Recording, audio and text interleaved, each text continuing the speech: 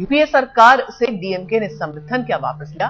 DMK supremo के बेटे के घर सीबीआई की रेड ही बढ़ गई। अब इसे कोई क्या समझे, समर्थन वापसी का बदला या फिर कुछ और। चेन्नई के इस घर में सुबह सुबह सीबीआई की टीम ने दस्तक क्या दी, दिल्ली तक की सियासत में हड़कंप मच गया।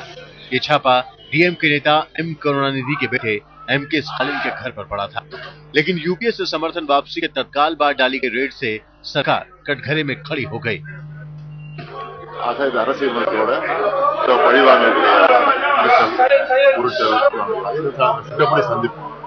சார், என்ன ரீசன்காக ரைட் பண்றாங்கன்னு சொல்லிருக்காங்க.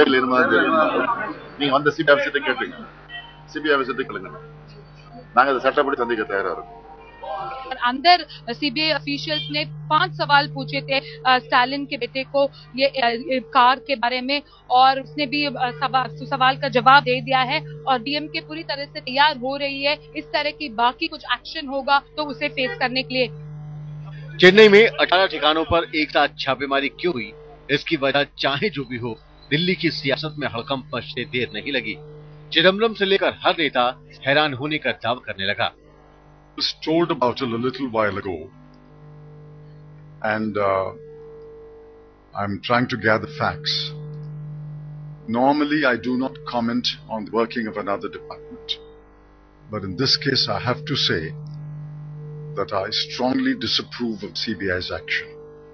यहां तक कि प्रधानमंत्री मनमोहन सिंह को भी सीबीआई छापे पर सफाई देनी पड़ी और उन्होंने बयान जारी करके कहा, हम सभी इस घटना से क्षुब्ध हैं।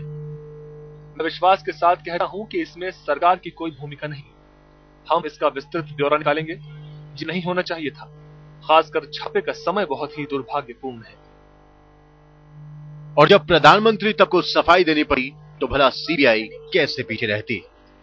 During the searches, 17 imported luxury cars have been located and seized. CBI wishes to clarify that these searches were in accordance with CBI's procedures and there was no intention whatsoever to target any particular individual.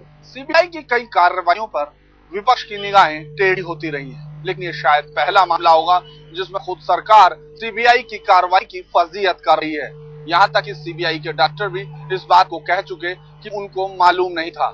ऐसे में सवाल जरूर उठता है कि क्या ये एक सोची समझी राजनीति के तहत किसी को संदेश देने की कोशिश थी या फिर एक ऐसे ही की गई कार्रवाई।